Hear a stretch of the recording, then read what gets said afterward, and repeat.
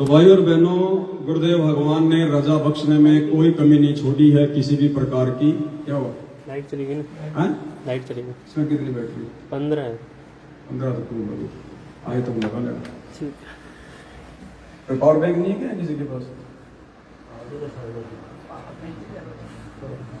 गुरुदेव भगवान ने दया करने में, रजा बख्शने में कोई कमी नहीं छोड़ी है भाई और बहनों। और गुरुदेव भगवान कहते हैं कि बच्चों, अब यदि कोई कमी रहेगी, कोई कमजोरी रहेगी, तो भाई तुम्हारे विवेक की रहेगी, तुम्हारे विवेक की कमी रहेगी, जो तुम समझ नहीं पाओगे, तुम पहचान नहीं पाओगे अपने परवरदिगार को, अपने परमात्मा को, इस दीन दयाल परमात्मा को। अगर इस बार मौका चूक गए तो फिर असंख्य जन्मों तक इस परमात्मा की छाया के भी दर्शन नहीं होंगे, छाया के भी दर्शन। पहले के युगों में वो साधु संत महात्मा जिनकी लाखों वर्ष की उम्र होती थी, हजारों वर्ष की उम्र होती थी, वो अपने घर से कोई काम धंधे के लिए नहीं निकलते थे जंगलों में, वो परमात्मा को खोजने के लिए निकलते थे। जैसा भी उनको ज्ञान था, वो परमात्मा को खोजने के लिए निकलते थे। और वर्तमान में गुरुदेव भगवान कहते हैं कि जैसे कुछ ये पंथ वाले हैं, विशेषकर राधा स्वामी पंथ वाले, ये कहते हैं हमें जरूरत नहीं है इनकी वेदों की, गीता की, इनकी, हमारे तो परम धनी आए सीधे सतलोक से परम धनी, और हम तो सीधा त्रिकुटी पे ध्यान लगाते हैं, त्रिकुटी पर। तो गुरुदेव भगवान ने बताया कि सतयुग में जो लाखों लाखों साल ध्यान लगाते थे, वो कोई एडी में थोड़ी लगाते थे, वो भी तो त्रिकुटी में लगाते थे। तो तुम्हारा 2 घंटे का ध्यान क्या करेगा जब उनके लाखों साल का ध्यान ने कोई काम नहीं किया। तो कहने का मतलब भाई और बहनों, फिर तो डले ढोने, यहाँ पर डले डले ढोने, फिर काल की बेगार करनी है। हमें जो भी कुछ मिलेगा वो वर्तमान की भक्ति से मिलेगा, और काल हमारा दुरुपयोग करेगा और उल्टी साधना में लगा के जब तक करवा के हमारे कर्म फुड़वाएगा। कर्म देखो, कॉमन सेंस की बात है। कुछ बातें परमेश्वर जी का ज्ञान समझ में आने के बाद फिर धीरे धीरे हमारे अंदर उपजना शुरू हो जाएंगी। हम सभी भगत भाई बहन सतलोक से जब यहां आए तो हम सबने एक ही गलती करी थी, एक समान गलती करी, और तो किसी ने कुछ छेड़ाछाड़ी की नहीं। काल तब कर रहा था, हम उसके ऊपर आसक्त हो गए, परमात्मा ने समझाया, हम नहीं माने। हम सबकी गलती बराबर, हम सबकी गलती बराबर, हम सब ने हाथ भी एक ही दिन खड़े किए, और गुरुदेव ने कहा कि पूरे के पूरे परिवार सही डूबे तुम, पूरे के पूरे परिवार सही। और परमात्मा ने एक ही दिन में हम सबको नीचे भेजा। ऐसा नहीं कि भाई 1005 को ले जा, भाई तू ले जा, बाद में भेज दूंगा। जितने भी आत्माओं ने हाथ खड़े किए थे, सबको एक ही दिन सूक्ष्म बनाकर दुर्गा के अंतःकरण में डाल दिया। एक ही दिन हम सबको यहां भेजा।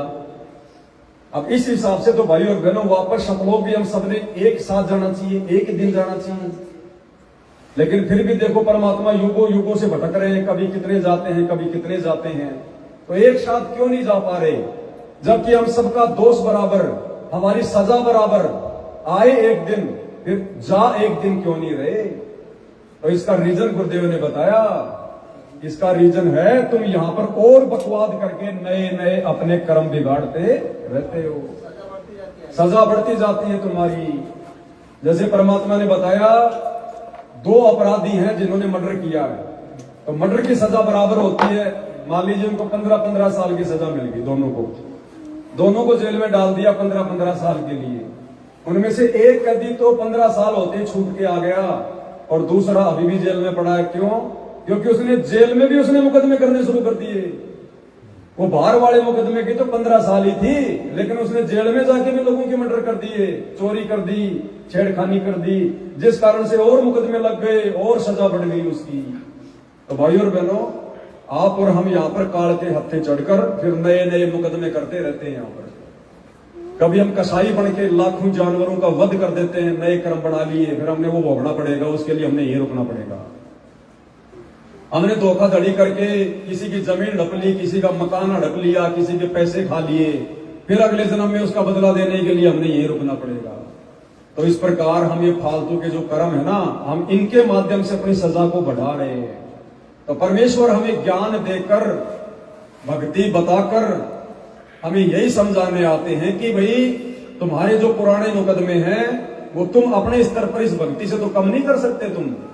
तुम तो एक भी मुकदमा ठीक ठाक नहीं जीत सकते, लेकिन परमात्मा ने अपनी समर्थता से, अपनी शब्द शक्ति से, अपनी वचन शक्ति से, परमेश्वर ने हमारे असंख्य जन्मों के वो मुकदमे, बड़े बड़े मुकदमे, वो परमेश्वर ने समाप्त कर दिए कि जब ही सतनाम हृदय धर्यो भयो पाप को नाश, और जैसे चिंगारी अग्नि की पड़े पुराने।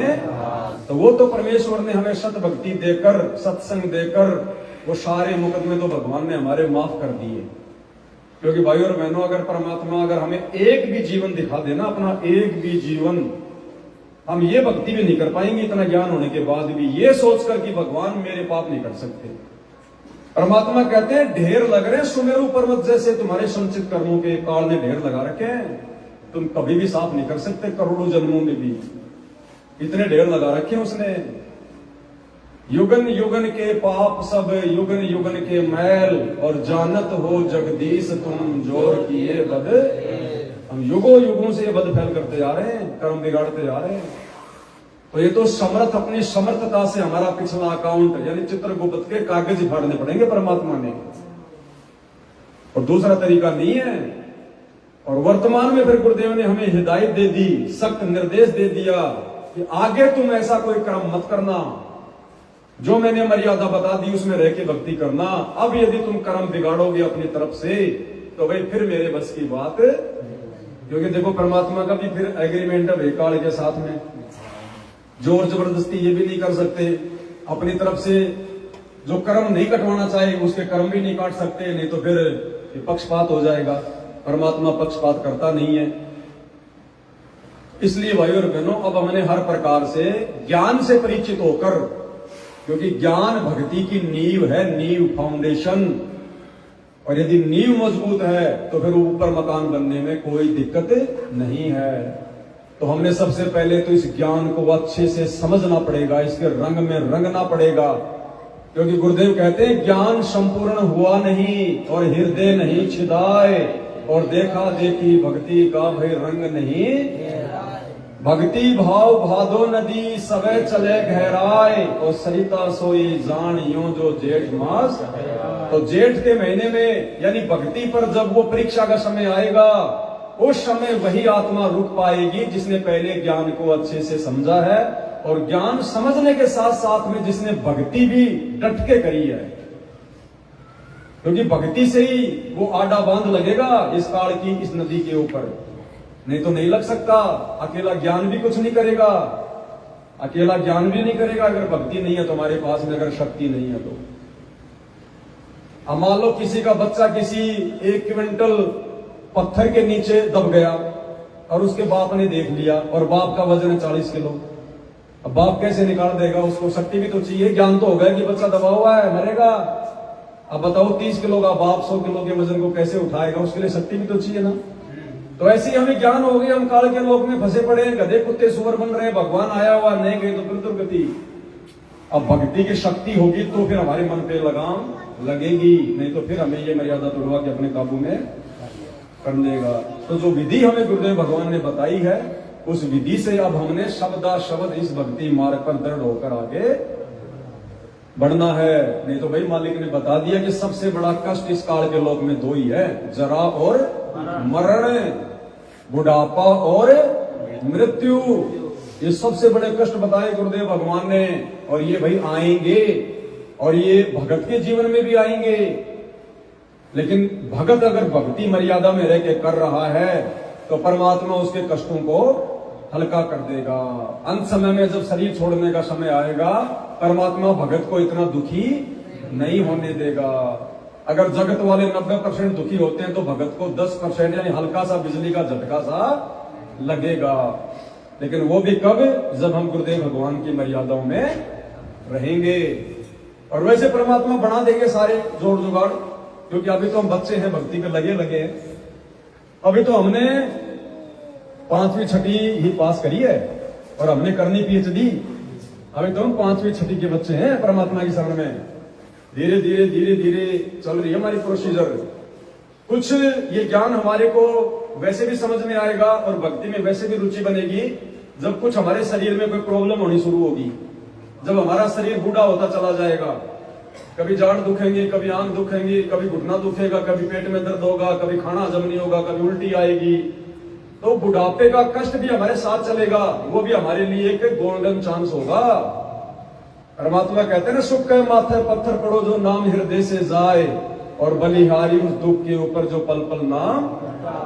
तो वो दुख भी हमारा भक्ति में मदद करेगा। वो बुढ़ापे वाला मीठा मीठा दुख भगत का भक्ति में उसका मददगार बनेगा। क्योंकि बुढ़ापे में आदमी की, गुरु जी कहते हैं, कोई इच्छा नहीं होती, ना कोई खाने की इच्छा होती, ना कोई पहनने की इच्छा होती, ना कोई बाल बच्चों की इच्छा होती, ना कोई मकान खरीदने की इच्छा होती। शरीर ढीला हो जाता है और देख लेता है पूरी जिंदगी कि मैंने गधे की तरह कमा के मैंने क्या हासिल कर लिया। तो अंत में अगर भगत है, नाम ले रखा, ज्ञान है, तो फिर वो राम नाम की माला पकड़ लेगा अपनी कि भगत जी समय थोड़ा है, मीटर खींच दे, मीटर खींच दे। अगर गुरु जी चले गए तो फिर तू भी फिर काले के लोक में चला जाएगा, फिर सदा सदा के लिए। तो वो भगत तो फिर ज्ञान को आधार बना के भक्ति पर मीटर खींच देगा, और वो फिर भाई परमात्मा के हाथ में है। फिर परमात्मा उस आत्मा को किस प्रकार से आगे संभालेगा। लेकिन आप और हमने इन कष्टों को ध्यान में रख के भक्ति करनी पड़ेगी। जैसे गुरुदेव भगवान कहते हैं कि भगत ने हमेशा मौत और बुढ़ापे को ध्यान में रखना चाहिए। फिर ये मन बकवाद नहीं करेगा कि भाई मैंने मरना है एक दिन, मैं जैसा आज हूं ऐसा हमेशा नहीं रहूंगा, पल पल मेरा समय घटता जा रहा है और एक दिन मेरा भी बुढ़ापा आएगा।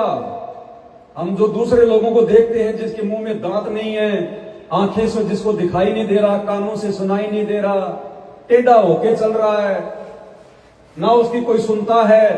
हमने कभी कभार अपने ऊपर उस शरीर को धारण करना चाहिए कि अगर मैं ऐसा हूं तो क्या होगा।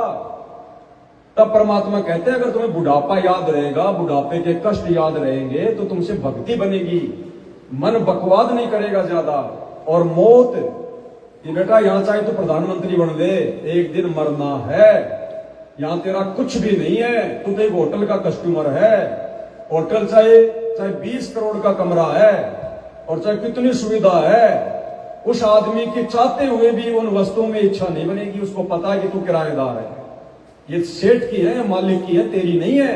तूने तो पैसे जमा कराया है एक रात के लिए।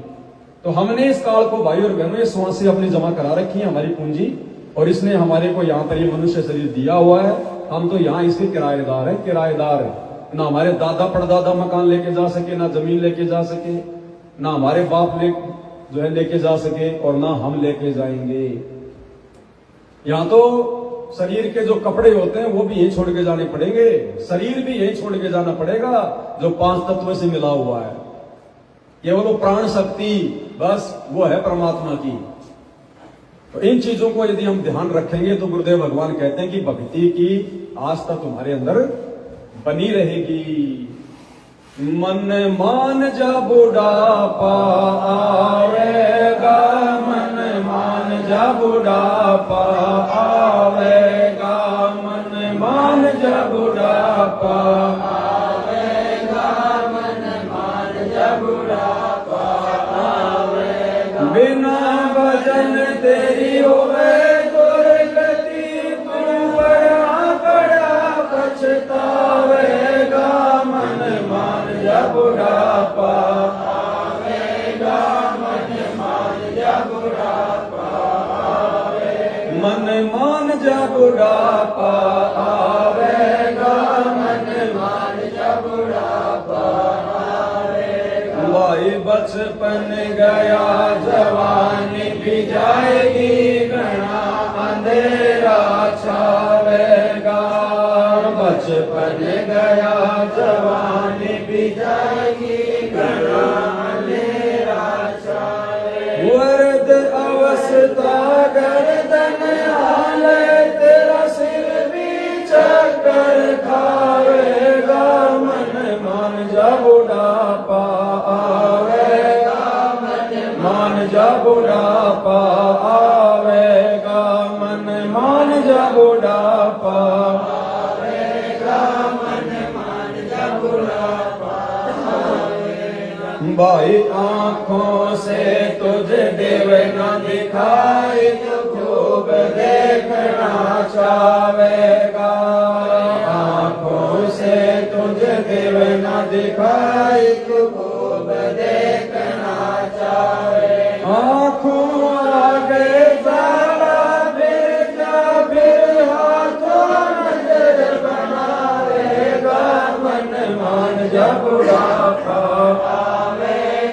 मन मान जा बुढ़ापा आवेगा, मन मान जा बुढ़ापा आवेगा, मन मान जा बुढ़ापा आवेगा। भाई कानों से तुझे देव न सुनाए, तू चौकस ध्यान लगावेगा।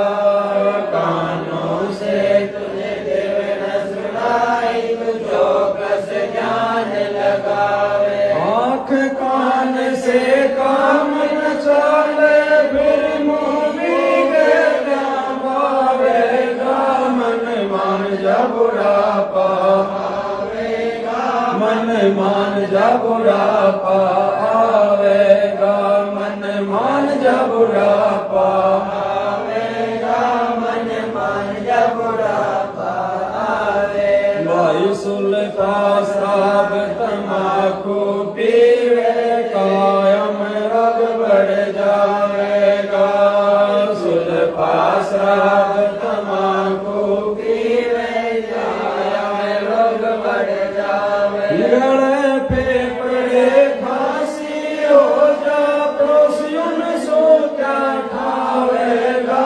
मन मान जा बुढ़ापा आवेगा, मन मान जा बुढ़ापा आवेगा, मन मान जा बुढ़ापा आवेगा, मन मान जा बुढ़ापा आवेगा। भाई भला मान चाहे बुरा मान, फिर 84 में जावेगा। भला मान चाहे बुरा मान, फिर 84 में जावे। मूर्ख मनवा भैंसा बन के बुद्धि में चाल दिखावेगा।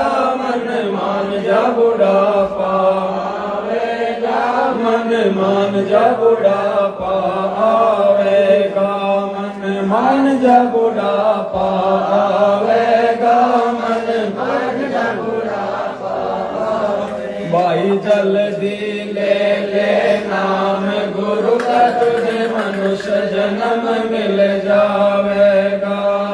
जल्दी ले नाम गुरु का, तुझे मनुष्य जन्म मिल जावेगा। राम पाल तेरा सतगुरु आके, धन भर भगति डरावेगा। मन मान जा बुढ़ापा आवेगा, मन मान जा बुढ़ापा आवेगा, मन मान जा बुढ़ापा आवेगा, मन मान जा बुढ़ापा आवेगा। बंदी छोड़ सतगुरु रामपाल जी भगवान की जय हो। बंदी छोड़ सतगुरु रामपाल जी भगवान की जय हो।